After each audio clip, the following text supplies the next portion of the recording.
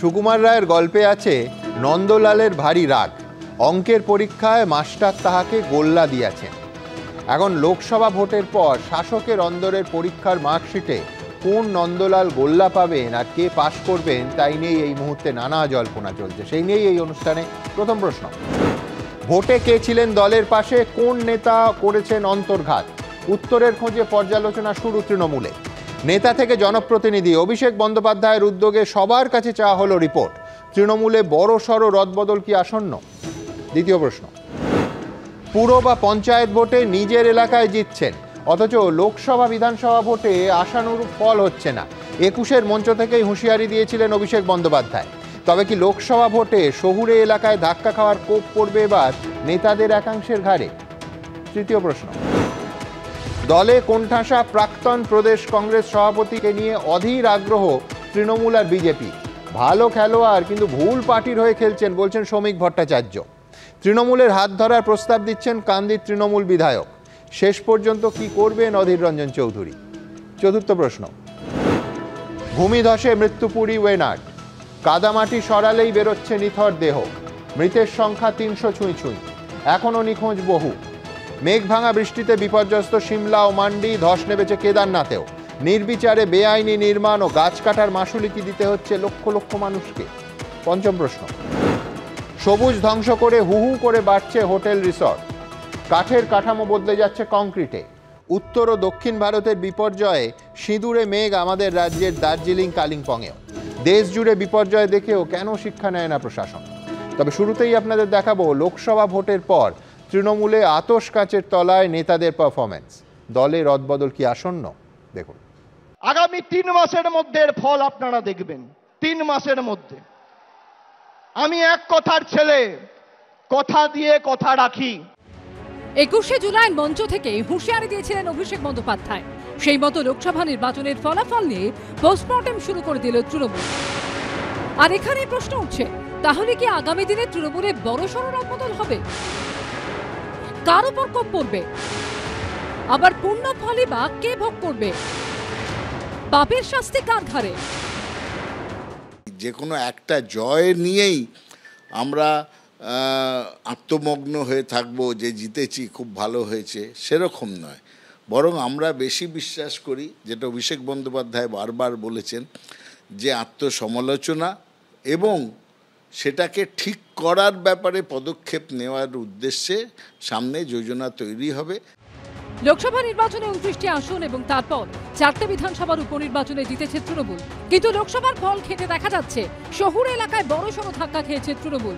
লোকসভা ভোটের পুরসভা ভিত্তিক ফল অনুযায়ী রাজ্যের 121টি পুরসভার মধ্যে 74টিতেই ওয়ার্ড ভিত্তিক ফলাফলের নিরিখে 1 নম্বরে রয়েছে বিজেপি। তৃণমূল 41টিতে, কংগ্রেস 3টিতে প্রথম স্থানে এবং 3টি পুরসভা টাই হয়ে রয়েছে। এই পরিস্থিতিতে 21শে জুলাই মঞ্চ থেকে হুঁশিয়ারি শোনা যায় অভিষেক বন্দ্যোপাধ্যায়ের গলায়। পুরসভার নির্বাচনে আমি পুরসভার কাউন্সিলরের টিকিট পাবো, আমার ওয়ার্ড থেকে আমি জিতবো। আর লোকসভা বিধানসভায় দল প্রত্যাশিত আর আশানুরূপ ফল করবে না, আপনার বিরুদ্ধে দল ব্যবস্থা নেবে, যত বড় নেতার ছত্রছায়ায় আপনি থাকুন। লোকসভা ভোটে 29টি আসন পাওয়ার পরেও রেজাল্টের ময়না তদন্ত শুরু করলো তৃণমূল সূত্রে খবর, এ ব্যাপারে মতামত চাওয়া হয়েছে দলের সাংসদ, বিধায়ক সহ একাধিক নেতৃত্বের কাছ থেকে।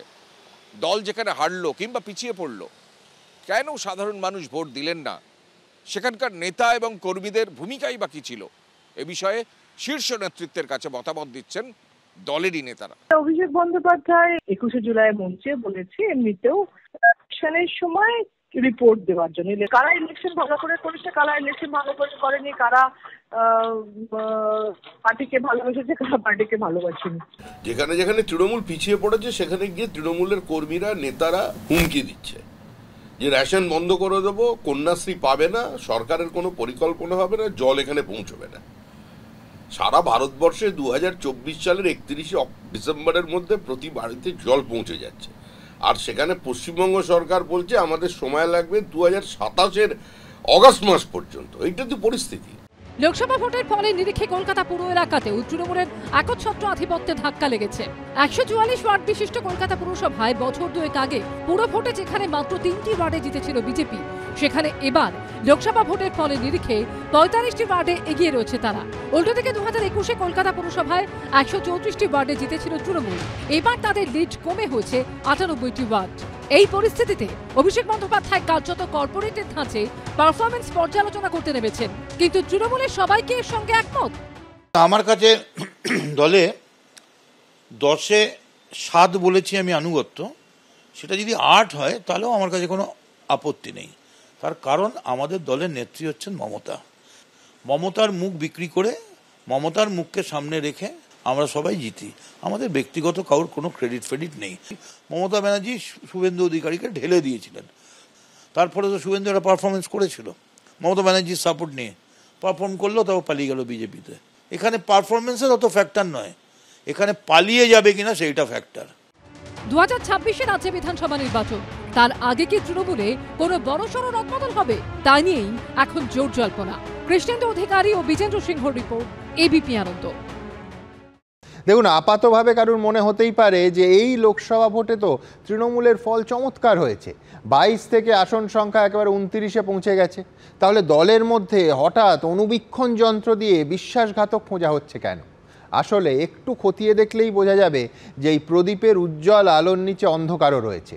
রাজ্যের 121টা পুরসভার মধ্যে 74টা পুরসভায় ওয়ার্ড ভিত্তিক ফলাফলের নিরিখে বিজেপি এগিয়ে।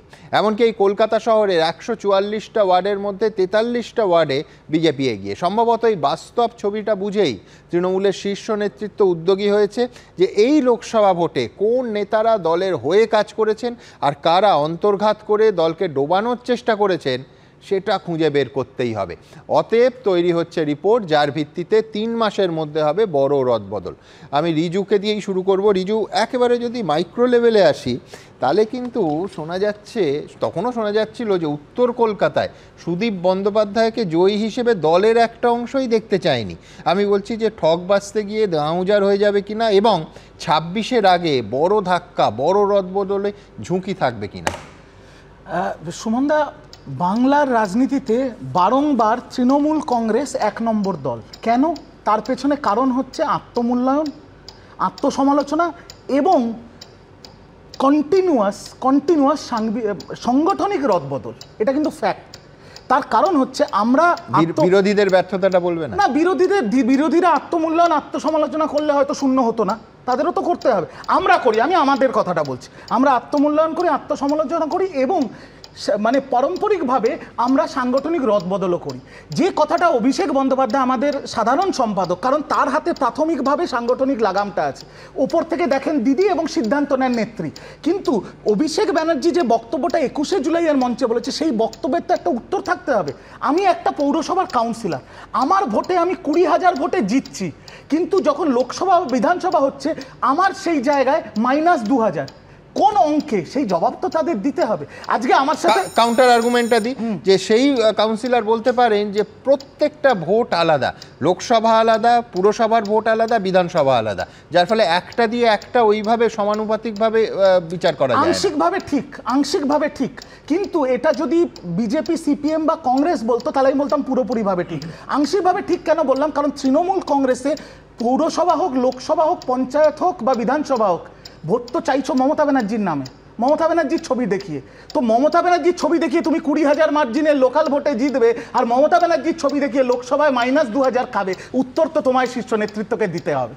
আর এটাই অভিষেক বন্দ্যোপাধ্যায় পরিষ্কারভাবে বলেছেন যে রদবদল আমরা করব, সাংগঠনিক রদবদল হবে, আত্মসমালোচনা হবে, মূল্যায়ন হবে, জবাব দিতে হবে, কারণ সামনে 2026-এর ভোট আছে। আর 26-এ আমরা যদি দেখা যায় যে সেই নেতা কোনো ওপরের তলার নেতার মদত পেয়েছে, সেটা তার উত্তর তো অভিষেক বন্দ্যোপাধ্যায় 21-এর মঞ্চ থেকে দিয়ে দিয়েছে। আমার তো আর বাড়তি কিছু বলার দৃষ্টতা নেই যে ও তোমার মাথার উপর যত বড়ই নেতার হাত থাকুক না কেন তুমি বাঁচতে পারবে না। এখানে এই দলে মমতা বন্দ্যোপাধ্যায়ের নেতৃত্বে আর অভিষেক বন্দ্যোপাধ্যায়ের সেনাপতিত্বে only 2 things matter. Number 1 loyalty, number 2 performance. তোমার দলের প্রতি যদি আনুগত্য থাকে আর তোমার যদি পারফরমেন্স ঠিক থাকে, তুমি সব জায়গা পাবে, না থাকলে দেখে নাও। মদন মিত্রের হিসেবে অবশ্য ওই দাঁড়িপাল্লা দুটো দিকের মধ্যে আনুগত্য, সেটাকেই মদন বেশি নাম্বার দিচ্ছে। আমি সেটা বিস্তারিত আসবো, কিন্তু তার আগে সজল ঠিক উল্টো দিক থেকে যদি তোমার কাছে আসি, যে 21 থেকে 29-এ পৌঁছেও তৃণমূল কংগ্রেস সংখ্যার বিচারে এই জয় লাভ করেও একটা আতশ কাঁচে গোটা দলকে ফেলেছে। আমি বলছি পাশাপাশি তোমরা 18 থেকে 12-তে নেমে গেছো, পরবর্তী রাজ্য সভাপতি কে হবে এখনো ঠিক হলো না, 26-এ আদৌ লড়াইটা হবে তো? দাদা, কেউ ঢাকঢোল পেটাচ্ছে, হ্যাঁ, আর কেউ নীরবে কাজ করছে। আপনারা তার উপরে আস্থা রাখুন। আমাদের ভোট কিন্তু কমেনি, হ্যাঁ, সিট কমেছে, আমাদের ভোট কিন্তু ক্রমান্বয়ে বেড়েছে। মুখ্যমন্ত্রী সেটা বুঝতে পেরেছেন, অভিষেক বন্দ্যোপাধ্যায় সেটা বুঝতে পেরেছেন। কিছু অর্বাচীন সিট নিয়ে রাস্তায় নাচানাচি করে বটে। আমরা এবারের নির্বাচনে 2,33,00,000 ভোট পেয়েছি। তৃণমূলের সঙ্গে আমাদের ডিফারেন্স বোধহয় 1,40,42-এর কিছু হবে। এই যে ভোটকে আসনে ট্রান্সফার করতে পারো হয়নি, এটা একটা গণতন্ত্রের ফ্যালাসি।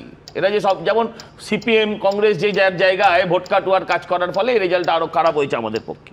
আমি ইন্ডি জোটের দায়িত্ব পালন করেছে ওরা, সব সময় যে জোট করে ভোট লড়তে হবে এমন কথা সিপিএম আর কংগ্রেস বলবে যে শুধু বিজেপি লড়বে, আমরা রাজনীতির রাজ্যে করব না। নিশ্চয়ই করবে, ভোট কাটার জন্য করবে। আমি এবার আপনাকে বলি দাদা, সেটা হচ্ছে যে দলের প্রতি আনুগত্য আসল কথা, দলের প্রতি না, কোনো নেতার প্রতি আনুগত্য। তা না হলে এমন অনেক নেতাকে আমি এই নির্বাচনে দেখেছি, বলতে পারবো না তো তারা আমার সাথে কিভাবে কি মেনটেন করেছিল, সেগুলো বলতে পারবো না, কিন্তু এটা কিন্তু নেতারাও জানতো। তারপরেও তারা, হ্যাঁ, যেভাবে বহাল তবিয়াতে দলের বিভিন্ন পজিশনে বসে আছে, তাতে বোঝা যায় দলের প্রতি আনুগত্য বেকার কথা। আমি আপনাকে বলি সেটাই তো ওরা করছে, এবার তাদের খুঁজে বের করানোর চেষ্টা করছে। নেতার প্রতি ও সবাই জানে, খুঁজতে হবে কেন? ও কিছুদিন এমনি তাকালেই ড্যাপ করে দেখতে পাবেন, টিভি খুললেই দেখতে পাবেন। আমি বলছি দেখুন, আমি আসল ঘটনাটা বলছি, একটু এক্সট্রা টাইম দেবেন। সেটা হচ্ছে লোকাল বডির ভোটটা নিজে মমতার পুলিশ করে, ওখানে তো সেন্ট্রাল ফোর্স থাকে না, তাই ওখানে 20,000 25,000 রেজাল্ট হয়। আচ্ছা আপনি বলুন তো, যে এই যে অভিষেক বন্দ্যোপাধ্যায় এই কথাগুলো যখনই বলেন, আমার ধারণা উনি মমতা বন্দ্যোপাধ্যায়ের উদ্দেশ্যে বলেন। ভবানীপুরের লোকসভার নির্বাচনে ওখানকার প্রার্থী মালা রায় রেজাল্ট খারাপ করেছেন, তার সব দায় কাউন্সিলরকে নিতে হবে কেন? এমএলএ কেন দায়ী নয়? এমএলএর দায়বদ্ধতা নেই? আপনার এলাকায় রেজাল্ট খারাপ হলে শুধু দায়বদ্ধ কাউন্সিলর হবে কেন, এমএলএ কেন হবে না? কিন্তু আমি বলছি, তুমি বিধানসভা লোকসভাটা বাদ দিলে, তুমি বললে যে এই বিপুল জয় যেহেতু লোকাল বডির নির্বাচনে রাজ্যের পুলিশ থাকে, ঠিকই বলেছো যে সেখানে বাড়তি সুবিধে সরকার বা শাসক দল পেতে পারে। আচ্ছা বেশ, পুরোই পেতে পারে। তা সত্ত্বেও বিধানসভায় 213টা আর লোকসভায় 29টা সিট, যেখানে লোকসভার অধিকাংশ ফেজের পর তোমরাই বলেছো না রিগিং হয়নি, কি করে হয়? দাদা, এটা আমি আগেই আপনাকে বলেছি যে রিগিং হয়নি বললে ভুল হবে। এখানে যেভাবে আপনি বলুন না, পঞ্চায়েতে যেভাবে ভোট হয়েছে, কর্পোরেশনগুলোয় যেভাবে ভোট হয়েছে, আপনি কি বলবেন? কেউ বলছে যে কলকাতা পুরসভা এই লোকসভার নির্বাচনে সেইভাবে ভোট হয়েছে পশ্চিমবঙ্গে? না, হয়নি, রিগিং হয়েছে। কিন্তু আমি দর্শকদের মনে করিয়ে দেবো যে 7টা ফেজের পর যখন বিজেপির প্রার্থীদের আমরা লাইভে ধরেছি অথবা তারা স্টুডিওতে এসেছেন, তারা রীতিমতো তর্ক করেছেন যে হ্যাঁ আপনারা ছবি দেখাচ্ছেন কিন্তু ভোট এরম হয়নি, দারুণ ভোট হয়েছে। তাহলে মানতে হয় আজকে সজলের কথা ঠিক হলে তারা নির্জলা মিথ্যে কথা বলেছিলেন। না না না, আপনার কথা ডিফারেন্স হয়ে যাচ্ছে। আমি বললাম যে সেইভাবে রিগিং হয়নি, আমিও এখনো বলছি, কিন্তু যেটা হয়েছে সেটা নিশ্চয়ই কাম্য ছিল না। আমি সেইভাবেটা কার সাথে তুলনা করছি? এই পঞ্চায়েতের নির্বাচনের সাথে। এই সজলদা যখন বলে পুরো রিগিং করে ভোট হয়েছে কারণ পুলিশ করিয়েছে, লোকাল পুলিশ করিয়েছে, আমার মনে হয় সজলদা গুলিয়ে ফেলছে ওই ত্রিপুরার পঞ্চায়েত ভোটের সাথে, 71% আনকন্টেস্টেড। দ্বিতীয় কথা বললো সিপিএম আর কংগ্রেস নাকি ইন্ডি জোটের ভূমিকা পালন করেছে, ভোট কাটুয়ার কাজ করেছে। তাহলে শুভেন্দু অধিকারী বারংবার সার্বজনীন মঞ্চ থেকে কেন আহ্বান জানিয়েছিল সিপিএম আর কংগ্রেসকে যে আমাদের সাথে মিলিত হবে? আমি শেষ করে ওরা ডাক দিয়েছিল, ডাকে ওরা সাড়া দেয়নি।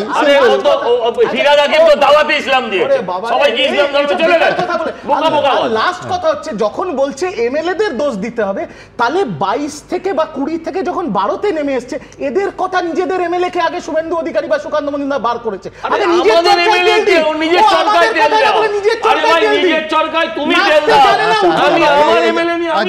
দুজনে নিজের নিজের চরকার সামলে রাখো, কারণ এখনো অনুষ্ঠানের অনেকটা বাকি আছে। আমি পরের প্রতিবেদনে আসবো, যে প্রতিবেদনে দেখাবো প্রক্রিয়াটা কি। আতশ কাঁচ তো বুঝলাম, অন্তর্তদন্ত বুঝলাম, কিন্তু দলের ক্ষেত্রে প্রক্রিয়াটাকে কিভাবে, কারা লোকসভায় সত্যি সত্যি দলের হয়ে খেটেছে আর কারা অন্তর্ঘাত করার চেষ্টা করেছিল, এই মুড়ি আর মিছরি অথবা চাল থেকে কাঁকড় বাছা হবে কি করে, কিভাবে বাঁচবে তৃণমূল, প্রক্রিয়াটা তারা কি ভেবেছে দেখুন। কর্পোরেট কোম্পানিগুলি বিভিন্ন উপায়ে কর্মীদের কাজের মূল্যায়ন করে। কেউ বেল কার্ভ, কেউ 9 বক্স গ্রিড ম্যাট্রিক্স, বিভিন্ন পদ্ধতি ব্যবহার করে। এবার কার্যত কর্পোরেট ধাঁচেই পারফরমেন্স অ্যাপ্রাইজাল শুরু করে দিল তৃণমূল। লোকসভা ভোটের ফলাফলের ভিত্তিতে কোন নেতার কেমন পারফরমেন্স, যে দল কিন্তু ফলের পর কার কি ভূমিকা ছিল সেটা খতিয়ে দেখবে, পর্যালোচনা করে দেখবে। গায়ে গতরে আপনি যে পরিশ্রম আপনার নির্বাচনে করেন সেই পরিশ্রম প্রত্যেকটা নির্বাচনে করতে হবে। কিভাবে হচ্ছে পারফরমেন্সের ময়নাতদন্ত? সূত্রের দাবি, তৃণমূলের তরফে দলের সাংসদ বিধায়ক থেকে জনপ্রতিনিধিদের কাছে একটি ফর্ম পাঠানো হয়েছে। সেখানে লোকসভা নির্বাচনের ফল নিয়ে তাদের দিতে বলা হয়েছে মতামত।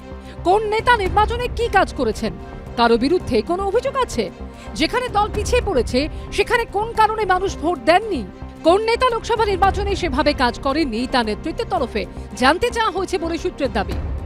কিভাবে কাজ করেছে, কোথায় কি কারোর প্রতি কমপ্লেন আছে কিনা, কারোর প্রতি ভালো ফিলিং আছে কিনা, সেই রিপোর্টটা দেওয়ার জন্য অভিষেক বন্দ্যোপাধ্যায় সবাইকে বলেছে, যার ভিত্তিতে আগামী দিন কিছু সিদ্ধান্ত নেওয়া হবে। লোকসভা ভিত্তিক রিপোর্ট সেটা যেভাবে দেবে সবার থেকে হয়তো বা চাওয়া হয়েছে।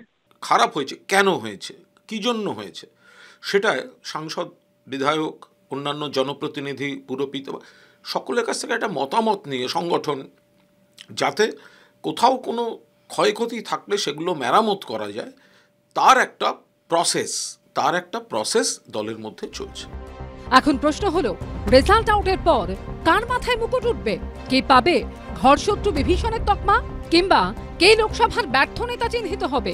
পারফরমেন্স বিচারের এই যে প্রক্রিয়া, তা কি তৃণমূলের অন্দরে সবাই মন থেকে মেনে নিচ্ছেন? যেখানে তৃণমূল হেরেছে কিংবা পিছিয়ে পড়েছে, তার দায় কি সেখানকার সংশ্লিষ্ট নেতারা মাথা পেতে নেবেন? আমাদের উপর একজন ভোট কৌশলীরা ছিলেন, ভোট কৌশলীরা যেভাবে আমাদেরকে পরিচালনা করেছেন আমরা ওইভাবেই পরিচালিত হয়েছি।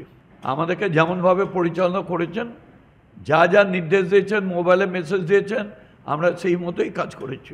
কেন খারাপ হয়েছে, কি কারণ, সেই কারণটা যদি না জানা যায়, যতক্ষণ না জানা যাবে ততক্ষণ তো মেরামত করা সম্ভব হবে না। কেউ যদি লোকাল নির্বাচনে নিজের জন্যে 100% দিয়ে আমি ঝাঁপিয়ে পড়ে আমি মানুষের কাছে যাব, দৌড়বো, দিন রাত এক করে কাজ করব, আর যখন এটা অন্যের নির্বাচন মানে লোকসভা বা বিধানসভা, তখন আমি গা ছাড়া দেব, এই জিনিসটা পার্টির পক্ষে সুখকর নয়। এই যা কিছু চলছে গোটা রাজ্য জুড়ে, সে শিক্ষার দুর্নীতি থেকে শুরু করে কয়লার দুর্নীতি, গরু পাচারের দুর্নীতি, বালি পাচারের দুর্নীতি, এই সব কিছু কে চালায়, কারা চালায়, কার মাধ্যমে চালায়, কিভাবে চালায়, কার নাম কোথায় উচ্চারণ করলে কাজ হয়, এগুলো অভিষেক বন্দ্যোপাধ্যায়ের চাইতে ভালো আর কেউ জানেন না। তারপরেও তিনি তদন্ত করবেন, করুন, অসুবিধার কি আছে। পারফর্ম অর পেরিশ, কড়া কর্পোরেট লাইনে কি শেষ অবধি হাঁটতে পারবে তৃণমূল? কৃষ্ণেন্দু অধিকারী ও সৌমিত্র রায়ের রিপোর্ট, এবিপি আনন্দ।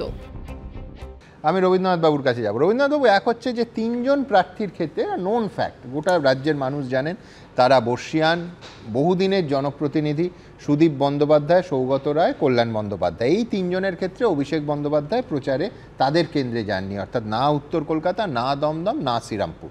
আমি অন্য দিক থেকে আসি, যে বয়সের কারণে তাদের টিকিট দেওয়ার ক্ষেত্রে অভিষেক বন্দ্যোপাধ্যায়ের একটা আপত্তি ছিল, এটা শোনা যায়। অভিষেক বন্দ্যোপাধ্যায় এই মুহূর্তে নিঃসন্দেহে অত্যন্ত ক্ষমতাশালী এবং জনপ্রিয় নেতা। এবার তিনি প্রচারে না যাওয়ায় নিঃসন্দেহে এই প্রার্থীদের হয়ে যারা কাজ করার কথা সেই নিচু তলায় এর কিছু একটা ছাপ পড়েছে। এবার আমার প্রশ্নটা উল্টো দিক থেকে, তাহলে তাদের বিরুদ্ধেও কি ব্যবস্থা নেওয়া হবে, সেই নিচুতলার কর্মীদের বিরুদ্ধে? সেটাই সবচেয়ে দ্রষ্টব্য বিষয় হবে।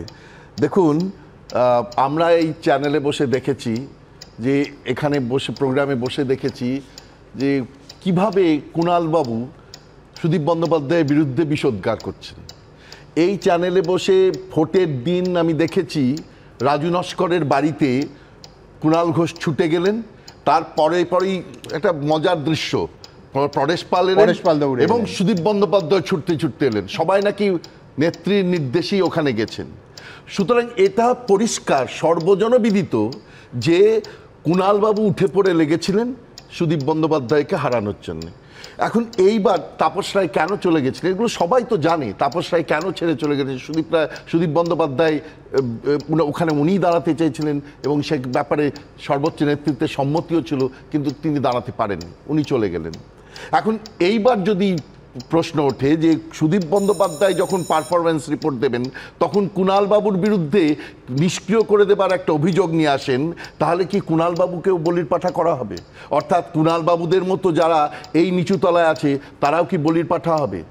এবং ধরুন ব্লক সভাপতি যারা এই যে এতগুলো ৭৪টা নিচুতলা বলা যায় না, তার নিচুতলায় কুণালবাবুর মতো লোকের নিচুতলায় যারা আছেন, কুণালবাবু বলবেন এখানে আমার কোনো ভূমিকা নেই, আমার যা নির্দেশ ছিল আমি তাই করেছি। না, কিন্তু কুণালবাবু করেছেন তো, তিনি তো নিষ্ক্রিয় ছিলেন না, তিনি সক্রিয়ভাবে এটা করেছেন। তার নেতৃত্বে বেশ কিছু নিচুতলার মানুষ তারা লড়েছে যে নিষ্ক্রিয় থেকেছে। রাজু নস্কর নিষ্ক্রিয় ছিল, রাজু নস্কর খুব উঁচুতলার নেতা নন, কিন্তু তিনি চিরকাল ভোট করান, তাকে ভোট করতে দেওয়া হয়নি বা তিনি ভোট করেননি। তিনি নিজে পরিষ্কারভাবে বলেছেন যে আমি হোয়াটসঅ্যাপে করছি। তাহলে হোয়াটসঅ্যাপে ভোট পরিচালনা যারা করেছে, এবং তার পাল্টা আমার মনে আছে সুদীপদা বললেন যে না, ও যদি রাস্তায় নেমে করতো আমি আরো নিশ্চিত হতাম। তাহলে এটা হতে পারে। দ্বিতীয় নম্বর আমি একটু বলে নি এই যে ৭৪টা ধরুন মিউনিসিপ্যালিটিতে হেরেছে, তাহলে তাদের কি ব্লক সভাপতিগুলোকে সরিয়ে দেওয়া হবে? এখন তাহলে তো একটা বিরাট পরিমাণের মানুষ তাদের রদবদল হবে, এবং সেটা কি তৃণমূল দলের পক্ষে ভালো হবে? অর্থাৎ তৃণমূল দল কি সেটাকে সহ্য করতে পারবে? এতে অভিষেক বন্দ্যোপাধ্যায়ের আধিপত্য সংগঠনের মধ্যে বাড়বে, নিঃসন্দেহে বলা যেতে পারে।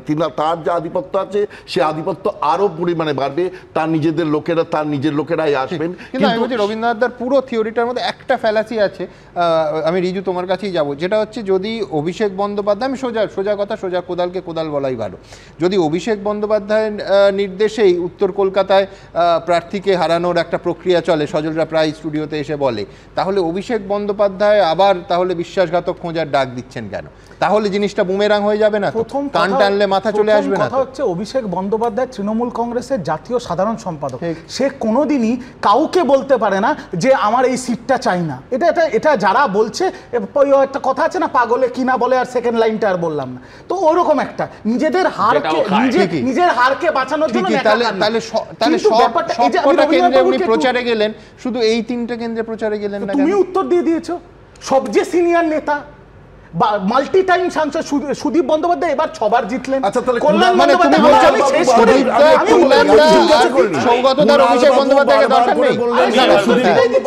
মাল্টিপল টাইম এমপি অনেক। এবার আমরা এই ইলেকশনে মমতা বন্দ্যোপাধ্যায় এবং অভিষেক বন্দ্যোপাধ্যায়, দেবাংশু থেকে শুরু করে অনেক নতুন মুখকে দিয়েছে, সেখানে বেশি টাইম দেওয়ার দরকার। যারা কল্যাণ আমি দুজনের কাছেই যাব।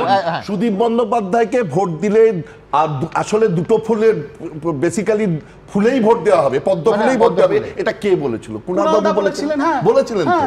তাহলে কুণালবাবু একবারে নিজের দায়িত্বে এত কথা বলে গেলেন এবং তার বিরুদ্ধে কোনো স্টেপ নেওয়া হলো না। কুণালদাকে ফোন করে নিন, কারণ আমি যেটুকু জানি কুণাল ঘোষ তৃণমূল কংগ্রেসের জন্য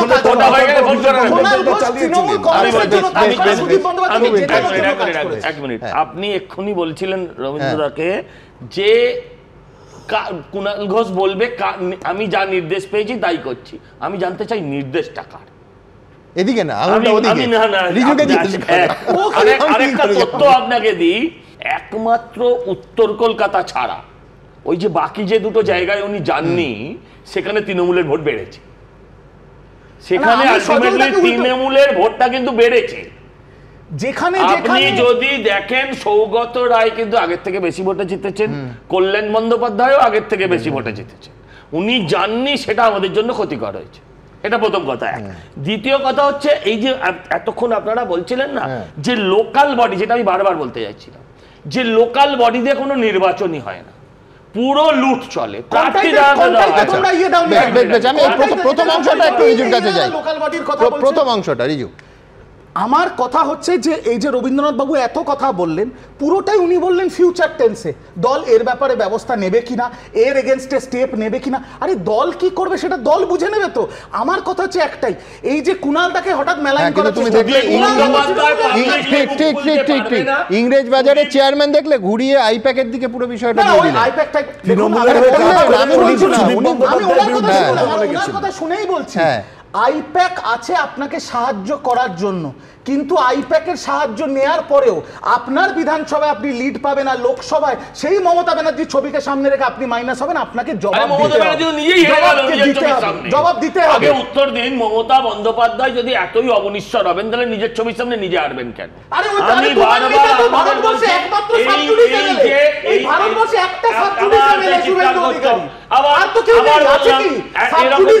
এরকম চোর মুখ্যমন্ত্রী আর কেউ আরো ব্যক্তিগতভাবে আমি ভাবছিলাম অন্য দিক থেকে জিজ্ঞেস করা যায়। বেশ বেশ বেশ আমি ভাবছিলাম যে সজলকে জিজ্ঞেস করবো যে মেদিনীপুরে জেতা সিট কেন জয়ী প্রার্থীকে 3.5 লাখ ভোটে জিতেছিলেন দিলীপ ঘোষ, তাকে সরানো হলো, কিন্তু বিষয়টা আরও ব্যক্তিগত দিকে যাচ্ছে, ওই জন্য রাজনীতির অংশটা আমি পরে আসবো। আগে একবার শুভময়দার কাছে আসবো, কিন্তু তার আগে আসবো আপনাদের কাছে যে এই যে অন্তর্ঘাতের জল্পনা, যেটা 21-এর মঞ্চ থেকে অভিষেক বন্দ্যোপাধ্যায়ের এই কড়া অবস্থানটা কিন্তু নিঃসন্দেহে আরও উস্কে দিয়েছে, সেটা কেন? সত্যি কি ওর কোনো বাস্তবতা আছে? দেখুন তো। আমি বলেছি যে দল কিন্তু ফলের পর কার কি ভূমিকা ছিল সেটা খতিয়ে দেখবে, পর্যালোচনা করে দেখবে। 21শে জুলাইয়ের সমাবেশ থেকে এই বার্তা দিয়েছিলেন অভিষেক বন্দ্যোপাধ্যায়। তারপরই তৃণমূলের অন্দরে শুরু হয়েছে আপাদমস্তক পারফরমেন্সের কাটাছেঁড়া। আর এই প্রেক্ষাপটে বিভিন্ন মহলে প্রশ্ন উঠছে, দলের নেতাদের ভূমিকা পর্যালোচনা এত জরুরি হয়ে উঠল কেন? তাহলে কি তৃণমূল শীর্ষ নেতৃত্ব এমনটাও মনে করছে যে লোকসভা ভোটে কোথাও কোথাও দলের একাংশ অন্তর্ঘাত করেছে? লোকসভা ভোট পর্বের মধ্যেই এই জল্পনা জোরালো হয়েছিল কলকাতা উত্তর কেন্দ্রে, যেখানে তৃণমূলের প্রার্থী ছিলেন সুদীপ বন্দ্যোপাধ্যায়। প্রার্থী ঘোষণার আগে থেকেই তাকে লাগাতার আক্রমণ করতে শুরু করেন তৃণমূলের তৎকালীন রাজ্য সাধারণ সম্পাদক কুণাল ঘোষ। বিজেপিটা তো সুদীপ ব্যানার্জি চালান।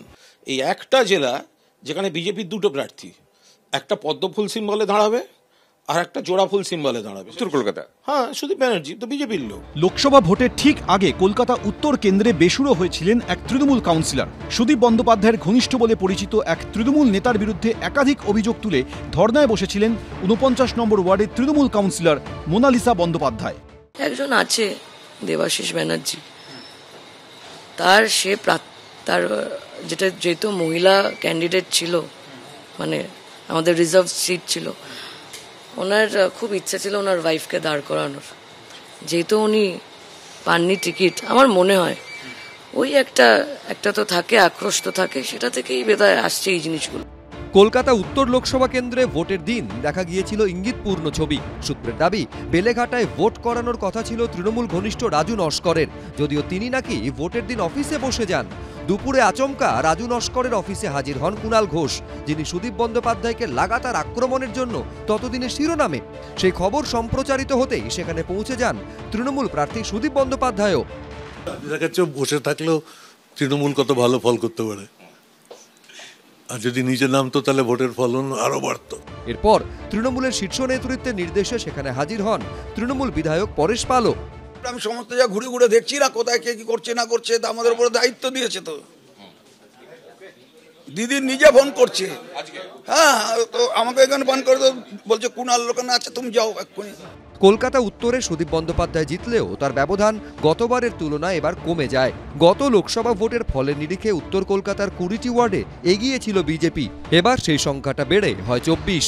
লোকসভা ভোটে কলকাতা উত্তর কেন্দ্রে তৃণমূলের সবাই পূর্ণ শক্তি দিয়ে লড়েছে কিনা সেই জল্পনা উস্কে দেয় 1.5 মাস পর মানিকতলা উপনির্বাচনের ফলও। লোকসভা ভোটের ফলের নিরিখে সুদীপ বন্দ্যোপাধ্যায়ের লোকসভা কেন্দ্রের অন্তর্গত মানিকতলা বিধানসভা কেন্দ্রে তৃণমূল এগিয়েছিল মাত্র 3,500 ভোটে, কিন্তু বিধানসভা উপনির্বাচনে সেই মানিকতলাতেই তৃণমূলের মার্জিন বেড়ে হয় 62,312। এই প্রেক্ষাপটেই তৃণমূলের গোষ্ঠীদ্বন্দ্ব নিয়ে দলীয় কাউন্সিলরের মন্তব্যে ফের মেলে অন্তর্ঘাতের ইঙ্গিত। অর্গানাইজডভাবে সুদীপ বন্দ্যোপাধ্যায়ের ইলেকশনে এরা কেউ একটা ঝান্ডা লাগায়নি। এরা যদি তৃণমূল করে, তৃণমূলের ঝান্ডা লাগায় না কেন? এরকম অন্তর্ঘাত কি আরো বিভিন্ন কেন্দ্রে হয়েছে বলে মনে করছে তৃণমূল? যে যারা সুদীপ ব্যানার্জি বিরোধী ছিল তারা সুদীপ ব্যানার্জিকে ভোট দেবে কেন? যারা দেখা পায় না, কাজ পায় না, কোনো কিছুর মধ্যে পায়নি, বা যাদের ক্ষতি করেছে রাজনৈতিক দিক থেকে, তাদের ভোট তো কারুরই সেই অর্থে যদি কেউ থাকে XYZ, সে তো ভোট আশা করা তার কথা নয়। মমতাদির ছবি এটাই আমাদের প্রচারের অভিমুখ। সেখানে দলের কর্মী বা স্থানীয় সংগঠক তার নেতিবাচক ভূমিকা পালন করার অবকাশটা খুবই কম। ফলে সেই জায়গায় অমুক কাজ করেনি বা অমুক করেনি, তারা কতটুকু প্রভাব করতে পারবে এটা খুব গুরুত্বপূর্ণ নয়। তবে হ্যাঁ, পর্যালোচনায় সবটাই দেখে রাখা ভালো। রিপোর্টের ভিত্তিতে তৃণমূলের কারুর ঘাড়ে কি শাস্তির খাড়া নামবে? সংগঠনে দেখা যাবে বড় রদবদল? সেই উত্তর মিলবে ভবিষ্যতে। অরিত্রিক ভট্টাচার্য, রুমা পালের রিপোর্ট, এবিপি আনন্দ। শুভময়দা, দেখুন, মদন মিত্র বলছেন যে 10-এর মধ্যে তিনি আনুগত্যকে 8 দিচ্ছেন। আমি বলছি এই আনুগত্যের হিসেবটা খুব মজার। বামপন্থী দলে এই হিসেবটা করা কিন্তু খুব সহজ, তার কারণ আনুগত্য দলের প্রতি বা আদর্শের প্রতি যেভাবেই বলেন। দক্ষিণপন্থী দলে সবসময় নেতার প্রতি। তৃণমূল কংগ্রেসে ইনসাইডাররা বলেন যে এখন নবীন এবং প্রবীণ দুপক্ষই স্বমহিমায় আছে, আদি এবং নব্য। এইবার এই আনুগত্য, আবার বলছি, মদন মিত্রের ফর্মুলা অনুযায়ী আনুগত্য 10-এ 8, ফেয়ার এনাফ। কিন্তু আনুগত্যটা কার প্রতি? আপনার মনে থাকবে এই রাজ্যের পুরো ভোটে একবার বেশ কয়েক বছর, তখন পার্থ চট্টোপাধ্যায় দৌর্দণ্ড প্রতাপ নেতা, তখন একটা বিকেলে লিস্ট রিলিজ হয়ে গেল। পার্থবাবু বললেন যে না, এই লিস্ট ঠিক নয়। রাত 9:30টার সময় আমার মনে আছে আরেকটা লিস্ট দিলেন, তাতে নিচে পার্থ চট্টোপাধ্যায় এবং সুব্রত বক্সির সই এবং শিলমোহর সহ সেইটাই লিস্ট হলো। অর্থাৎ দুটো লিস্টের ঘটনাও প্রায় এইরকম একটা ঘটনা দেখা গেছিল। এবার আনুগত্য কার প্রতি, এইখানেই কি প্রশ্নটা? আইকিউ এর মতো আর কি আনুগত্যের মেজার তৃণমূল কংগ্রেস ডিফাইন করবে, এবং ওই সইটইগুলোও দুলালের তালমিছরির মতো, কোনটা কখন মিলবে মিলবে না এটা বোঝা যায় না। আসলে এখন যেটা তৃণমূলের মধ্যে হচ্ছে সেটা হচ্ছে ওই কেহ কেহ বলিল নন্দলাল চটো কেন গোল্লা পাইয়াছো, তার জন্য কোথায় লজ্জিত হওয়া উচিত না, তুমি খামোখা রাগিয়াই অস্থির। তৃণমূলের নেতারা তো বেসিক্যালি রেগে গেছেন, যাদের কম ভোট পেয়েছেন, যারা উত্তরের যাদের দেখালেন, বা কলকাতারও নেতারা যারা বিভিন্ন যুক্তি দেওয়ার চেষ্টা করলেন আমরা আসলে তৃণমূলের বিরুদ্ধে নয়। এই যে গোটা বিষয়টা গুলিয়ে গেছে। আর এই যে আইপ্যাক বা এই সমস্ত কথা আসছে, কত আর বুথ হবে? 60, 70, 80 হাজার বুথ। একটা ছোট পেন ড্রাইভে সব ডেটা ঢুকে যায়, বুথের ডেটা, সুমনবাবু। আর একটা প্রোগ্রাম লিখতে সময় লাগে 15 থেকে 20 মিনিট, যাতে আগের লোকসভা বিধানসভার থেকে কী বুথের ভোট ছিল, কতটা বেড়েছে কমেছে। এটা এত বাজারে বলা ওই অঙ্ক কষা বা কোনো অ্যানালিটিক্সের জন্য নয়। এটা করতে কোনো সময় লাগে না, পয়সা খরচও নেই, মানে 1000 টাকাও লাগবে না গোটাটা এক্সেলে কোড লিখে এটা দেখে নিতে। তাহলে তৃণমূলের এই মুহূর্তে ভোট নেই, এটা একটা প্রচারের কৌশল। যেমন শুভেন্দুবাবু হঠাৎ করে সেদিন বলে দিলেন আর কি যে সবকা সাথ সবকা বিকাশ নয়, একটা আমাদের যে সংখ্যালঘু রাখার চেষ্টা দরকার নেই। হ্যাঁ, ব্যালেন্স করছি রাজনৈতিক বিশ্লেষক তো ব্যালেন্স করতেই হবে। তৃণমূল আর বিজেপির মধ্যে যে বলছি, তৃণমূল আর বিজেপির মধ্যে যে ব্যালেন্সটা, সেটা আমাদের করতে হয় না। মানে কে কখন কোন দলে যাবেন, আর মোট ভোটটা তো তৃণমূল যোগ বিজেপি ভালোই আছে, ফলে সেই ব্যালেন্সটাও আছে। অভিষেকবাবু যে হিসেবটা করছেন, হয়তো ওখানে বিজেপির লোকরা গিয়েও আমাদের ভোটটা কি ঠিক করা হয়েছে এটা জিজ্ঞেস করছেন। মানে তৃণমূল আর বিজেপি কলকাতা শহর বা পশ্চিমবঙ্গে ভোটের ভাগগুলো এক্সেল ফাইলে লিখে, সজলদা যেরকম বললেন ব্যালেন্স করার মতো, বসে বসে ঠিক করে নিচ্ছেন। কারণ কার মূল শত্রু কে? বিজেপির মূল শত্রু সিপিএম, তারা ধ্বংস হয়ে গেছে, বিজেপি পারফেক্টলি সাকসেসফুল।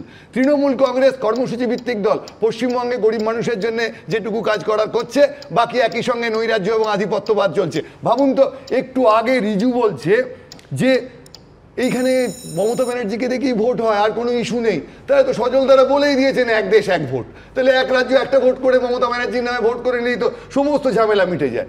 মানুষ আর দল, তার যে রিলেশনশিপ, অর্থাৎ মূল প্রশ্ন হচ্ছে যে মমতা ব্যানার্জির নামে যদি ভোট হয় এবং সেখানে লয়ালিটি এবং পারফরমেন্সটা ইম্পর্টেন্ট হয়ে যায়, সেখানে গণতন্ত্র ধ্বংস হয়ে যায়। কারণ মানুষের যে ইস্যু ভিত্তিক রাজনীতি, মমতা ব্যানার্জি ভোট পান কেন? তার কারণ পশ্চিমবঙ্গে অনেক মানুষকে লক্ষ্মীর ভান্ডার দিয়েছেন বলে, মমতা ব্যানার্জির ছবি দেখে নয়, মমতা ব্যানার্জির কাজের জন্য মমতা বন্দ্যোপাধ্যায় ভোট পান। সুতরাং আপনারা যে জায়গাটার কথা বলছেন, এই যে বিচার ব্যবস্থা, এটা গণতন্ত্র ধ্বংস করে কর্পোরেটাইজেশন দলের মধ্যে ঢোকানোর একটা পথ, যেখানে কোনো প্রয়োজনই নেই। এমনি তো ভালো জিতছিলেন, এমনি তো পেন ড্রাইভ নিয়ে দেখতে পারতেন। উত্তরটা এবার দিয়ে দিচ্ছি। দেখুন, যেটা শুভময়দা বলল তার মধ্যে সব কথায় আমি এগ্রি না করলেও লাস্টের অংশটা আমি এগ্রি করছি। মমতা ব্যানার্জি তার কাজের নিরিখে ভোট পান, সেই কাজগুলো মমতা ব্যানার্জি যেটা করেন সেটা অন্যরা করতে পারে না, শাসকের চেয়ারে বসেও বা বিরোধীতে বসেও। সেই জন্যই তো মানুষের বিশ্বাস ভরসা সবই মমতা ব্যানার্জি, তাই তার ছবি দেখে ভোট দিতে হয়। ভোটটা তার ছবি দেখেই হয়, আর এই কারণেই হয় কারণ তিনি যে কাজটা করেন অন্য কেউ করতে পারে। একটা কথা বলছি, এই যে এটা তো সত্যি তো ভালোভাবে দেখা, মানে আতশ কাঁচের তলায় দেখা যে প্রত্যেকটা স্টাডি করে, কিন্তু সূর্যের তলায় আতশ কাঁচটা রেখো না, তাহলে আবার মুশকিল হয়ে না। কিন্তু ওই যে শুভময়দা একটা কথা বললো যে তৃণমূল বিজেপির ব্যালেন্স, আমাদের মধ্যে কোনো ব্যালেন্স নেই, কিন্তু এই যে আতশ কাঁচের নিচে যেটা দেখা হবে তার মধ্যে একটা জিনিস অবশ্যই দেখা হবে, অন্তর্ঘাত, আর সেটা খুব ইম্পর্টেন্ট। অন্তর্ঘাতটা কেন দেখতে হবে তার কারণ আপনি যদি বঙ্গ বিজেপিটাকে দেখেন, ওপর থেকে নিচ অব্দি পুরো বিজেপি দলটা চালাচ্ছে তৃণমূলের উচ্ছিষ্টরা, যারা তৃণমূল থেকে বেরিয়ে গেছে।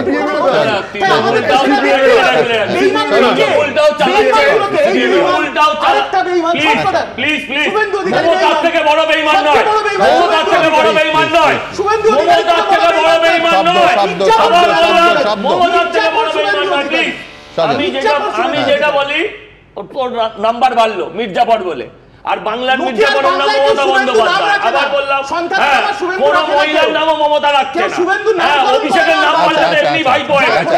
আমি যেটা বলছি শুনুন, আমার যেটা বক্তব্য হচ্ছে যে আপনারা যে আলোচনাগুলো করছেন যে মমতা বন্দ্যোপাধ্যায় তার কাজের ভিত্তিতে ভোট পেয়েছেন। কোন কাজের ভিত্তিতে? 2 কোটি 33 লাখ লোক লক্ষ্মী ভান্ডার পাওয়ার পরও তারা বিজেপিকে ভোট দিয়েছে। উনি যে ভোটটা পেয়েছেন, উনি যে কাজটা করেছেন সেটা হচ্ছে হিন্দু আর মুসলমান ভাগ করে দিয়েছে। হ্যাঁ, উনি সাম্প্রদায়িক ভোটের ওপরই জিতে আছেন। যদি মুসলিম ভোট একতরফা একচেটিয়া উনি না পেতেন, হ্যাঁ পেয়েছেন, যদি না পেতেন, যদি না পেয়েছেন, কেন পাবেন না? আমি বলছি মুসলিম ভোট যদি একচেটিয়া না পেতেন তাহলে এই নির্বাচনে কেন কোনো নির্বাচন কেন পেয়েছে জানো? যে রাজ্যে 30% সংখ্যালঘু, সেখানে সংখ্যালঘু ভোট ফ্যাক্টর হবে, এটা কোনো রকেট সায়েন্স নেই। একদম এই 30% ভোটটা উনি একচেটিয়া পেয়েছে।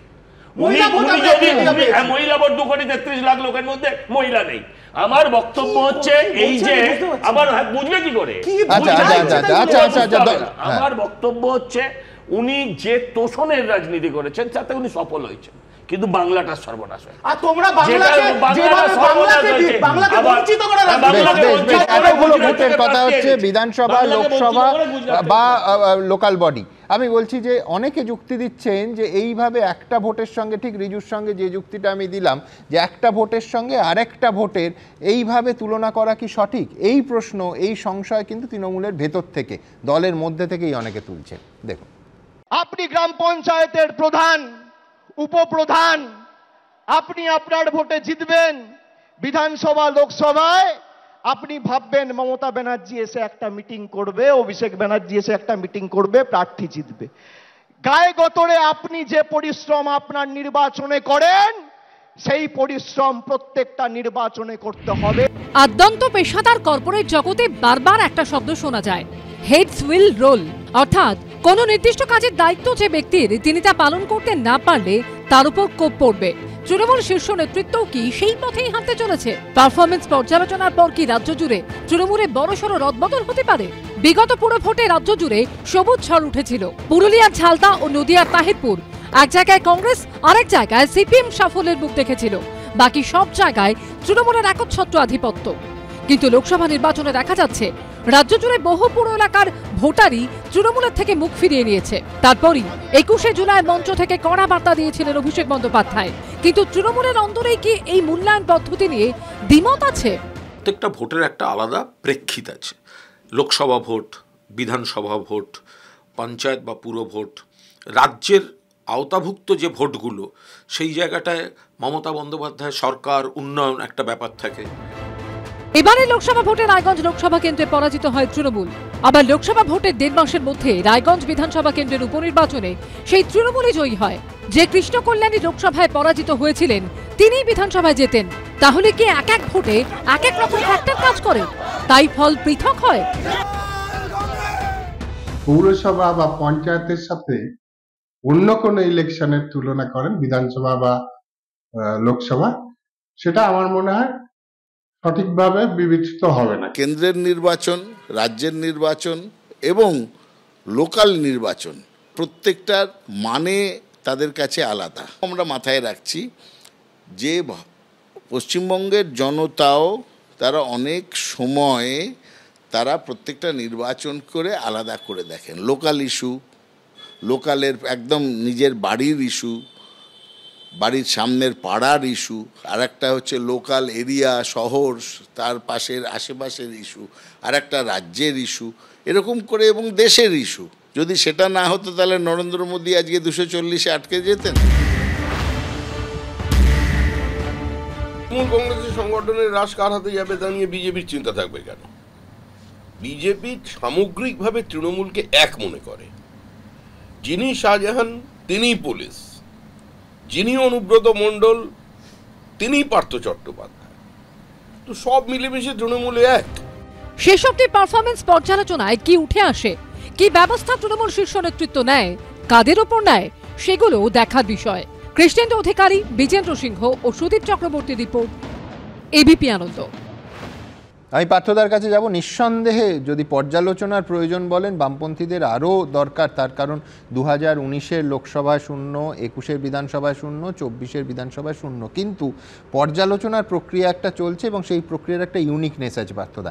সেটা হচ্ছে সিপিএম দলের বিভিন্ন স্তরের নেতাদের এবং বিশিষ্টরা, সাধারণ মানুষ, সবার জন্য একটা ওয়েবসাইট খোলা হয়েছে এবং তাতে ফিডব্যাক এবং হারের কারণ একেবারে মানুষের কাছে জানতে চাওয়া হচ্ছে। আগস্ট মাসের শেষে বর্ধিত রাজ্য কমিটির বৈঠকে তা নিয়ে আলোচনা হবে। আমি বলছি কিন্তু সংগঠনটাকে কি মানে ঢেলে সাজানো যাবে, খোল নলচে পাল্টানো যাবে? হ্যাঁ, এক্স্যাক্টলি। ফলে আসলে একটা ভোটের পর্যালোচনা যখন করতে হবে তার মধ্যে আমি বললাম ভোটের নীতি এবং ভোটের সংগঠন এই দুটোই ইম্পর্টেন্ট। ফলে আমার যেটা ইন্টারেস্টিং লাগছে আজকের এই গোটা আলোচনাটাতে, যে তৃণমূল ভোটে যেরকম লোকসভা ভোটে ভালো করেছে কিছু অংশে খারাপ করেছে, কিন্তু যে অংশটা খারাপ করেছে সেই অংশটা কোন নীতির জন্য খারাপ হয়েছে এটা না খুঁজে কোন কোন নেতার জন্য খারাপ হয়েছে এই খোঁজার স্টাইলটা হচ্ছে। কিন্তু 19 আর 21-এর পরে আপনারা কোন নীতির জন্য খারাপ হয়েছে? অবশ্যই সেই পর্যালোচনার কাজ চলছে এবং সেখানে যখন সফল হবো তখন দেখতে পাবেন। কিন্তু আমি বলছি যে আপনি যে পদ্ধতিতে পর্যালোচনা করছেন এটাতেই আমার আপত্তির জায়গা। আমি বলছি যে এই কারণে দেখবেন যে আনুগত্য বনাম পারফরমেন্সের কথা আসলো, মদন মিত্র বললেন। এখন আনুগত্যর যদি প্রশ্নটা দেখেন, যে তৃণমূল এবং বিজেপি এই দুটো দলের একটা সম্পর্ক হচ্ছে খানিকটা ভিসা অন অ্যারাইভালের মতো। আপনার আগে থেকে ভিসা নিতে হয় না, ফলে আপনি গিয়ে পৌঁছালে আপনার জন্য হাত বের করে দাঁড়িয়ে আছে। ফলে এটা যদি দুটো দলের আদর্শগত অবস্থা হয় তাহলে হচ্ছে যে ভোটের আগে কে তলায় তলায় বিজেপির সাথে যোগাযোগ রেখেছিল আর ভোটের পরে অভিষেকবাবু যখন বলছেন আমাদের জন্য বিজেপির দরজা খোলা, কার্যত এই দুটোর কোনো তফাৎ নেই। ফলে যে তফাৎটা ওরা করতে চাইছেন বলে আমার ধারণা, যে আসলে যেখানে যেখানে আমি বললাম যে সন্দেশখালী মডেলের সংগঠন ছিল, যেখানে ডায়মন্ড হারবার মডেলে ভোট হয়নি, যেখানে বকটুই মডেলে পুলিশ প্রশাসন ছিল না, ফলে সেই জায়গাগুলোতে কোন ধরনের লোককে নতুন করে হচ্ছে কখন মুখ আনা যায়, আসলে সেখানে নতুন নীতির প্রশ্ন নেই। কারণ এই লুটের রাজনীতি যেটা ছিল সেটা চলছে।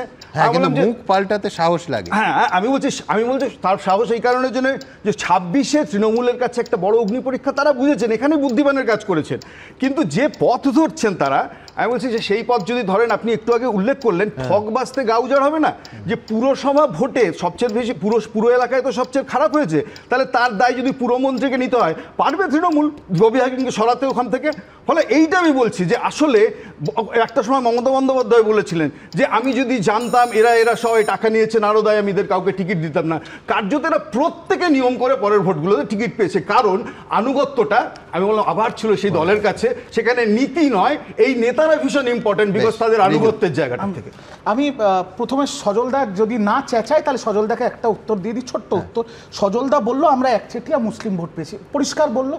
এই যে 4টে রিসেন্টলি কনক্লুডেড বিধানসভা হলো, সেটায় কেন্দ্রীয় নির্বাচন কমিশন কেন্দ্রীয় বাহিনী দিয়ে ভোট হয়েছে। 85% বেশি হিন্দু প্রতিটা বিধানসভায় ভোটার, তাহলে কি করে এরকম ভরাডুবি হলো? আচ্ছা ঠিক আছে, আমি বলছি তোমাকে আমি কখন বলেছি তুমি পাওনি? এন ব্লক মুসলিম ভোট, সংখ্যালঘু ভোট প্লাস হিন্দু ভোট, হিন্দুরাও ভোট দিচ্ছে। আমি কোথায় বলেছি যে পাইনি? সেকেন্ড পয়েন্ট দ্রুত। আমি তো বামফ্রন্টকে একটা উত্তর, বামফ্রন্ট বললো যে এরা নতুন মুখ আনবে, আপনারাও তো নতুন মুখ এনেছিলেন। লোকসভা আনেননি, নতুন মুখগুলো রেজাল্ট কি হয়েছে? 15%ও পেয়েছে, একটাও নতুন মুখ। আমি শেষ করি, আপনি উত্তর দেবেন। আর রইল কথা ওপর মহলের পৌর প্রধান, এই এমএলএ কে, এই যে উনি যা বললেন, এদের কি আনসার? তাহলে আপনাদের যে দুটো বড় যার আন্ডারে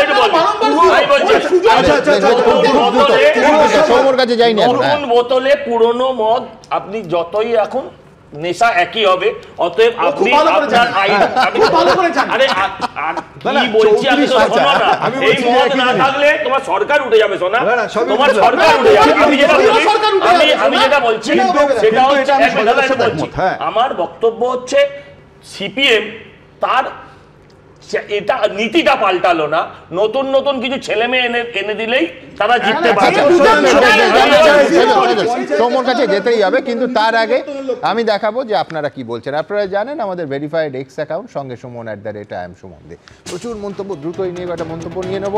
সুভাষ ঘোষাজ্জা তিনি লিখছেন, মার্কশিটে জয়ন্ত, জেসিবি, শাহজাহানদের মতো মানুষের নাম কাটা পড়লেই ভালো হয়। শীর্ষেন্দু চক্রবর্তী লিখছেন, জেতার পরও তৃণমূলের পর্যালোচনার উদ্যোগ দেখে শিক্ষানিক বিজেপি। শেখ শামীম লিখছেন, দল দুর্নীতিমুক্ত থাকলে আর দলের ভাবমূর্তি উজ্জ্বল থাকলে সংগঠনে রদবদলের প্রয়োজন পড়ত না। কুন্তল দত্ত লিখছেন, এই রিপোর্ট তলব কি 2026-এর আগে অভিষেকের হাতে সংগঠনের রাশ তুলে দেওয়ার প্রথম ধাপ? সঞ্জয় মজুমদার লিখছেন, যে যতই পরিশ্রম করুক ভোটে জিততে তৃণমূলের ভরসা একমাত্র মমতা বন্দ্যোপাধ্যায়। আমি ঠিক এখান থেকে সৌম্যর কাছে আসবো। সৌম্য ভাবছে যে এতক্ষণ ওর কাছে আসেনি কেন, কিন্তু আসেনি তার কারণ ও এই গোটা আলোচনার আলাদা একটা অধ্যায়ের কাছে ওর কাছে শুধুমাত্র আসতে হবে। তার কারণ ওর প্রদেশ সভাপতি, মার্জনা করবেন, প্রাক্তন প্রদেশ সভাপতি অধীর রঞ্জন চৌধুরীকে নিয়ে কথা। কেন এই যাবতীয় জটিলতা, কেন আলাদা করে আসতে হচ্ছে, পরের প্রতিবেদনটা দেখলে আপনারা বুঝবেন। তারপর বিভিন্ন ডাইমেনশনে আমার সৌম্যর কাছে আসতে হবে। দেখুন, অধীর চৌধুরীর সঙ্গে কংগ্রেস প্রতারণা করেছে। Adhir Chowdhury is the right player playing in a wrong party. Mamata Bandyopadhyay, Abhishek বন্দ্যোপাধ্যায়ের হাত ধরে আসুন আমরা সবাই মিলে একসাথে কাজ করি এই মুর্শিদাবাদকে এগিয়ে নিয়ে যাওয়ার জন্য। উনি তৃণমূল কংগ্রেসের বিরোধী, মমতা বিরোধী 1996 সাল থেকে, আর উনি তৃণমূলে যাবেনও না কোনোদিন আমার মনে হয়। লোকসভা ভোটে হারের পর কংগ্রেসে কোণঠাসা অধীর চৌধুরী। এরই মধ্যে হঠাৎ করে প্রদেশ কংগ্রেসের প্রাক্তন সভাপতি হয়ে যাওয়ায় প্রকাশ্যে দলীয় সভাপতি মল্লিকার্জুন খার্গের প্রতি ক্ষোভ স্পষ্ট করে দিয়েছেন তিনি। দিল্লি থেকে বুঝিয়েছিলাম যে আমাকে সামনে রেখে আপনারা কিন্তু জোটের কাজ, জোট সম্পন্ন করতে গেলে সেটা হবে না, আপনারা নিজেরা নিজেরা দেখুন। আমাকে তো পশ্চিমবঙ্গের তৃণমূলের বিরুদ্ধে প্রচার করে ভোট করতে হবে। সেখানেই তো আমার সর্বভারতীয় নেতৃত্বের খারাপ লাগে, সভাপতির খারাপ লাগে। সে যদি বলে যে পার্টির বাইরে সে চলে যেতে পারে, তখন একজন কর্মী হিসাবে, তারই একজন সহযোগী হিসাবে খারাপ তো লাগার কথা, খারাপ আমার লেগেছিল। এই পরিস্থিতিতে প্রশ্ন হলো, অধীর চৌধুরী কি তাহলে কংগ্রেস ছাড়তে চলেছেন? অধীরকে আহ্বান জানাচ্ছে বিজেপি। তাহলে কি অধীর হাত ছেড়ে পথ দে? যে অধীর কট্টর মমতা বন্দ্যোপাধ্যায় বিরোধী, সে তাকে অফার দিচ্ছে মুর্শিদাবাদ তৃণমূলও। অধীর তৃণমূলে যাবেন, এমনটাও কি সম্ভব? আপনিও আসুন মমতা বন্দ্যোপাধ্যায়, অভিষেক বন্দ্যোপাধ্যায়ের সাথে কথা বলে আপনি যদি কাজ করতে চান মানুষের জন্য, মুর্শিদাবাদের জন্য। অধীর চৌধুরী বিশ্বাসঘাতক ব্রিগেডে সামিল হবে এমনটা ভাবলেন কেমন করে? অধীর চৌধুরী 5 বারের কংগ্রেস সাংসদ, সদ্য প্রাক্তন কংগ্রেস সভাপতি, বিগত লোকসভায় কংগ্রেসের দলনেতা ছিলেন, এখনও কংগ্রেসের ওয়ার্কিং কমিটির সদস্য। কিন্তু কংগ্রেস কি এবার তৃণমূলের আরও কাছাকাছি আসতে সেই অধীরকেই দূরে সরিয়ে দিতে পারে? সেক্ষেত্রে কি নরেন্দ্র মোদীর সঙ্গে অত্যন্ত ভালো সম্পর্ক যার, সেই অধীর বিজেপি বিরোধিতা ছেড়ে পদ্ম হাতে নিতে পারেন? তৃণমূল কংগ্রেসকে যদি কেউ হারাতে পারে, বিজেপি হারাতে পারে। তো সেখানে অধীর চৌধুরী যদি মনে করেন যে তৃণমূল কংগ্রেসের বিসর্জনটা পশ্চিমবঙ্গের ভবিষ্যতের জন্য, বর্তমান প্রজন্মের জন্য একান্ত প্রয়োজন, তাহলে অধীর চৌধুরী বিজেপিকে সমর্থন করা ছাড়া তার অন্য কোনো পথ খোলা নেই। শ্রমিকবাবু বলছেন কোন বিজেপির কথা? এটা কি শুভেন্দুবাবুর বিজেপির কথা বলছেন, নাকি দিলীপবাবুর বিজেপির কথা বলছেন, নাকি সুকান্তবাবুর বিজেপির কথা বলছেন? বাংলায় অধীরবাবুর গ্রহণযোগ্যতা একজন কংগ্রেসি নেতা হিসেবে সেটা বাংলার মানুষ জানে। আপনাদের সার্টিফিকেটের দরকার পড়বে না। তার কারণ যারা গান্ধীজিকে ভালোবাসেন তারা আর যাই হোক গোডসের দলে নাম লেখাবেন না বা গোডসের পুজো করতে যাবেন না, সেটা আমরা খুব ভালো করে জানি। দলবদলের সম্ভাবনা নিয়ে অধীর চৌধুরী এখনও চুপ, কিন্তু জাতীয় রাজনীতির স্বার্থে যদি কংগ্রেস তৃণমূলের কাছাকাছি আসেও, তাহলেও কিন্তু তিনি যে তৃণমূল বিরোধিতা রাস্তা থেকে সরবেন না তা ইতিমধ্যেই স্পষ্ট করে দিয়েছেন অধীর চৌধুরী। পশ্চিমবঙ্গের কর্মীদের উপর অত্যাচার হচ্ছে, সন্ত্রাস হচ্ছে, তাদের বিভিন্নভাবে হিংসার শিকার হতে হচ্ছে, এটা বাংলার প্রত্যেকটা জেলার প্রত্যেকটা কংগ্রেস কর্মী তাদের তিক্ত অভিজ্ঞতা থেকে তারা সবাই জানে। তা আমি কর্মীদের বলতে হবে, কর্মীদের বলতে গেলে আমাকে তৃণমূলের বিরুদ্ধে বলতেই হবে। ভাগীরথীর পারে কি অধীর চৌধুরীর নতুন রাজনৈতিক ইনিংস শুরু হতে পারে? উজ্জ্বল মুখোপাধ্যায়, বিজেন্দ্র সিংহ, রাজীব চৌধুরী, এবিপি আনন্দ। দুটো পার্ট, একটা হচ্ছে ঘরের অংশ, যেটা হাইকমান্ডের কাছে অধীর চৌধুরী অনেকটা কোণঠাসা। মল্লিকার্জুন খার্গের অন ক্যামেরা সেই মন্তব্য ভাইরাল হয়েছিল, সেটা একেবারেই তার মধ্যে অবজ্ঞা ছিল, অসম্মান ছিল। প্রাক্তন হয়ে গেলেন প্রদেশ সভাপতি, অথচ তিনি নিজে জানতে পারলেন না। এই রকম যখন ঘরের অবস্থা, তখন কিন্তু দেখা যাচ্ছে অধীর চৌধুরী, তার কারণ তার জন্য অধীর অপেক্ষায় অন্যরা, বাইরের লোকেরা অপেক্ষা করছেন। কীরকম? কান্দির বিধায়ক ডেভিড অপূর্ব সরকার, ডেভিডদা বললেন যে একেবারে তৃণমূলে যোগ দেওয়া উচিত, আহ্বান জানালেন। শ্রমিক ভট্টাচার্য আপনারা দেখলেন যে ওই right man in the wrong party, সেটাকেই খেলার মাঠে নিয়ে এলেন। কিন্তু আমি বলছি যে অংশটা দেখাতে পারলাম না, সেটা হচ্ছে কালকে অভিষেক বন্দ্যোপাধ্যায় ইনফর্মালি সাংবাদিকদের মিট করেছিলেন। তো সেখানে তাকে প্রশ্ন করা হয়েছিল যে আপনি কি অধীর রঞ্জন চৌধুরী যদি তৃণমূলে আসেন, যদি, তাহলে আপনি নেবেন? তার উত্তর ছিল, we are open to anything and everything. আমি বলছি খুব সিগনিফিকেন্ট। আমি বলছি না যে অধীর রঞ্জন চৌধুরী ঠিকানা বদল করছেন বা আদৌ তৃণমূলে যাওয়ার 1% ভাবছেন, কিন্তু তার নেক্সট ডেস্টিনেশন নিয়ে যে বাইরে লোকেরা অধীর আগ্রহে অপেক্ষা করছে, সৌম্য, এটা তোমায় মানতে হবে। না, আমি প্রথমেই বলি যে আপনাদের রিসার্চ টিম তো খুব ভালো, আপনারা প্রচুর রিসার্চ করেন। আপনি আমাকে একটা ভিডিও দেখিয়ে দিন অধীর চৌধুরী কোথাও বলেছেন যে আমি এই দলটা ত্যাগ করতে চাই বা আমার এখানে অস্বস্তির কারণ আমি চলে যেতে চাই। একটা অস্বস্তির কারণ প্রচুর আমি বলেছেন যে দল পরিবর্তন, এই যে খেয়ালি পোলাও পাকালে লোকেরা মাঝে মাঝে একটু ঘি বেশি দেয়, এই তৃণমূলের লোকেরা বা বিজেপি। আচ্ছা, আমি যদি বলি যে অধীরবাবু, হ্যাঁ, কিন্তু দলের সর্বভারতীয় সভাপতি থেকে কেন্দ্রীয় নেতৃত্বের তরফে রাজ্যের পর্যবেক্ষক, তাদের প্রতি অধীরদার যা ক্ষোভ কোনো গোপন করেন, তিনি গোপন করেননি, সেটা পরিষ্কার বলেছেন। আমি শুধু একটা কথাই বলি যে পশ্চিমবঙ্গে অধীর চৌধুরী সব থেকে বিড়ম্বনার কারণ কার? তার নাম তৃণমূল কংগ্রেস এবং মমতা বন্দ্যোপাধ্যায়ের সঙ্গে বিজেপি। মমতা বন্দ্যোপাধ্যায় মনে করেন বা তৃণমূলের বিরুদ্ধে লড়াইয়ের সংগ্রামী মুখ একটা ফেস হচ্ছে অধীর চৌধুরী। তাহলে অধীর চৌধুরীকে অফ করতে হবে, অধীর চৌধুরী থাকবে না রাজনীতিতে। তাকে সে বিড়ম্বনার কারণ, পশ্চিমবঙ্গের চুরি, দুর্নীতি, লুট, পাট, খুন, প্রতিবাদী কণ্ঠস্বরে যদি কারোর নাম প্রথমে থাকে, তার নাম অধীর চৌধুরী। হ্যাঁ, কিন্তু তার সঙ্গে বিজেপিটা যোগ করলে না, আমি করছি তো, আমাকে বলতে দিন। প্রধানমন্ত্রী নরেন্দ্র মোদীর সঙ্গে ব্যক্তিগত সম্পর্ক, আমি দায়িত্ব নিয়ে বলছি অধীর রঞ্জন চৌধুরী তার দলের, নরেন্দ্র মোদীর দলের অনেকের থেকে বেটার। কিন্তু তার সঙ্গে এটাও যোগ করুন, মানে আপনি এই আমাদের এই বিষয়ে বলবেন, তার সঙ্গে এটাও যোগ করুন যে পার্লামেন্টে দাঁড়িয়ে রাবণ কি অলাদ বলার ক্ষমতা প্রধানমন্ত্রীকে একমাত্র অধীর চৌধুরীরই আছে, অন্য কারো নেতার নেই। তারা আবার যোগী আদিত্যনাথ বহরমপুরে প্রচার করেছেন অধীর রঞ্জন চৌধুরীর শব্দটা না বলে। আবার এটাও ঠিক যে অধীর চৌধুরী চোখে চোখ রেখে বিজেপি কথা বলতে ভয় পায়। আমি আজকে যে কথাটা, যেটা প্রসঙ্গটা আসে, সে প্রসঙ্গে আসি। তাহলে মমতা বন্দ্যোপাধ্যায় তৃণমূলের সব থেকে অস্বস্তির কারণ, এই রাজ্যে কংগ্রেসকে ডেসিমিনেট করার মধ্যে দিয়ে যে তৃণমূলের অবস্থানগত জায়গা, সেটা অধীর চৌধুরী প্রতিবাদ করেছেন। বলছেন কে? বলছেন বিজেপির নেতা। তাহলে বিজেপি এখানে কার সুযোগ করে দিচ্ছেন, সুবিধা করছেন politically? They are acting as a stooge of Trinamool Congress. আমি বারবার বলছি, দেখুন বলছি, আপনি চালান, আপনি ক্লোজ করতে দিন। এদের সময় আমি কথা বলিনি। এরা কেন বলছি? বলছেন পশ্চিমবঙ্গে বাইনারি সেট হয়ে গেছে, there is no need of other party, তারা থাকবে না, শুধু বাইনারি থাকবে। তার মানে কি? আচ্ছা বলুন তো, আপনি আমার একটা কথা বলুন, যে পশ্চিমবঙ্গেও থাকবে এই যে সিএসসি, দাঁড়াও এক মিনিট ভাই, তোমাদের সাথে কথা বলি, বলতো দ্রুত। তোমাদের এই যে আমরা বলছি কেন স্টুজ নয়, এই যে বলুন সিএসসির বিরুদ্ধে আন্দোলন করছিলেন, এই যে শুভেন্দু বাবু, দুদিন আন্দোলন করে বন্ধ হয়ে গেছে, কেন? পয়সার ভাগ হচ্ছে। এটা অধীর চৌধুরী যখন বলবে, আমি একটা লাইন বলি। প্রথম কথা হচ্ছে মমতা বন্দ্যোপাধ্যায়ের সবচেয়ে অস্বস্তির কারণ অধীর চৌধুরী শুধু নন, আজকে অধীর চৌধুরী সৌম্যদারও অস্বস্তির কারণ। বলছেন দল ছাড়া নিয়ে উনি একটাও কথা বলেননি, এটাই তো অস্বস্তির কারণ। ওনাকে যে বারবার বলা হচ্ছে যে তোমাকে এ ডাকছে সে ডাকছে, সেটা নিয়ে উনি একটাও কথা বলছেন না। নীরবতা কি প্রশ্রয়ের লক্ষণ নয়? অধীরদাকে বলুন, ধরুন না, অধীরদাকে বলুন তুমি অন্য কারো সঙ্গে বাঁধো ঘর, এই গানটা ভালো করে এই গানটা ভালো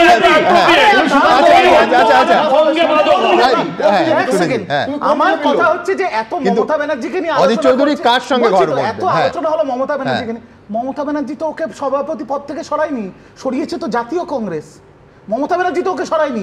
আর যে অধীর চৌধুরী 5 বারের সাংসদ হয়ে প্রথমবারের ইউসুফ পাঠানের কাছে হেরে গিয়ে থার্ড হয়, তার এত প্রাধান্য মমতা ব্যানার্জি হেরেছিল। সেই প্রশ্ন রিজু তোমাকেই করা যায় যে এত প্রাধান্য দিয়ে ডেভিড অপূর্ব সরকার তাহলে তৃণমূলের দরজাটা খুলছেন কেন? প্রাধান্য তো তোমার এখানে স্টুডিওতে আসার সময় আমার ডেভিড দার সাথে ফোনে কথা আছে।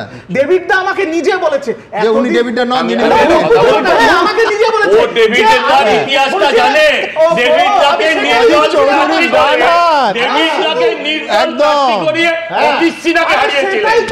কংগ্রেসের অতিষ্ঠিতাকে সাথে ঘর করেছে।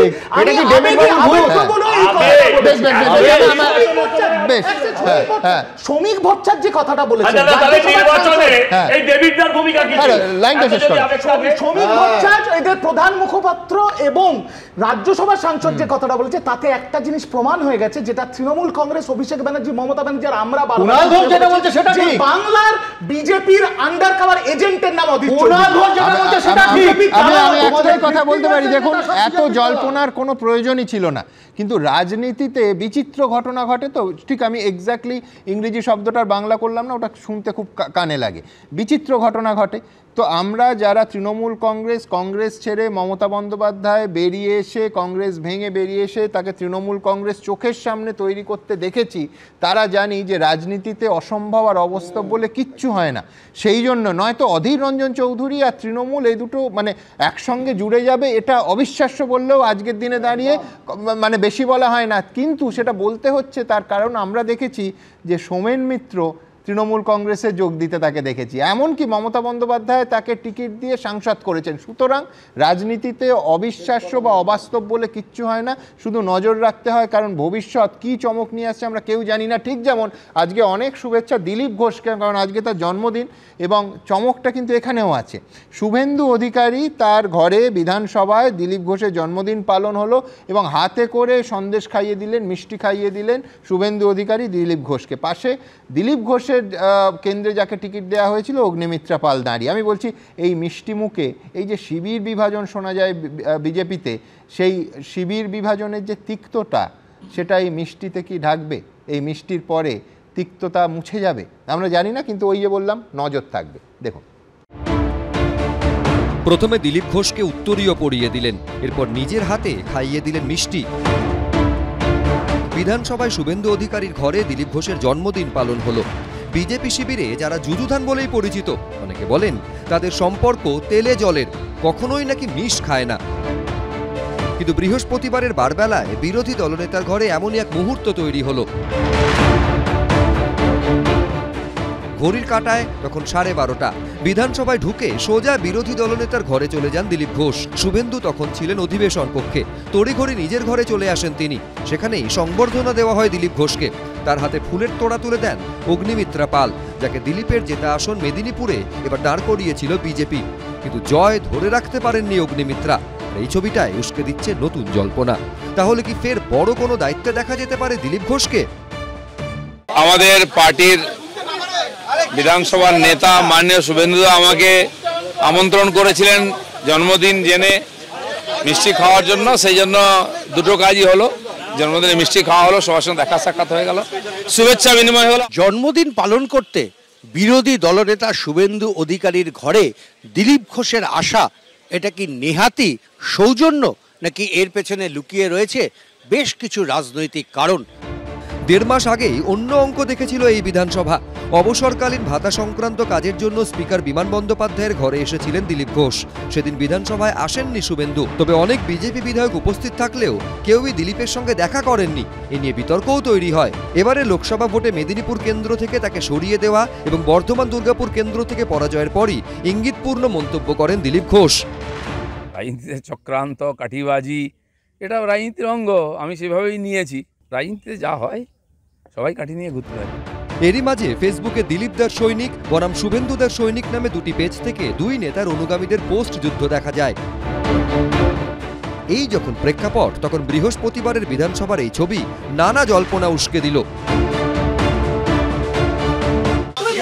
রাশিয়া যুদ্ধ যেমন বন্ধ হয়ে গেল, রাজ্য বিজেপিতেও কি অন্য কোনো যুদ্ধ বন্ধের ইঙ্গিত আজকে থেকে শুরু হলো? আজকে বিধানসভায় আমি এসেছিলাম বিধায়কদের সঙ্গে এবং মিডিয়ার লোকদের সঙ্গে দেখা করতে। বিধানসভা চললে একবার আমি আসি। আজ আমাদের পার্টির বিধানসভার নেতা মাননীয় শুভেন্দু আমাকে আমন্ত্রণ করেছিলেন জন্মদিন জেনে। যে মিষ্টিটা খাওয়ালো দেখতে মনে হয়েছে মিষ্টি, দিলীপ বাবুকে জিজ্ঞেস করুন, ওনার কিন্তু অত মিষ্টি লাগেনি, ওটা ওনার অত মিষ্টি লাগেনি। ফলে এটা একটা আরোপিত কৃত্রিম দৃশ্য।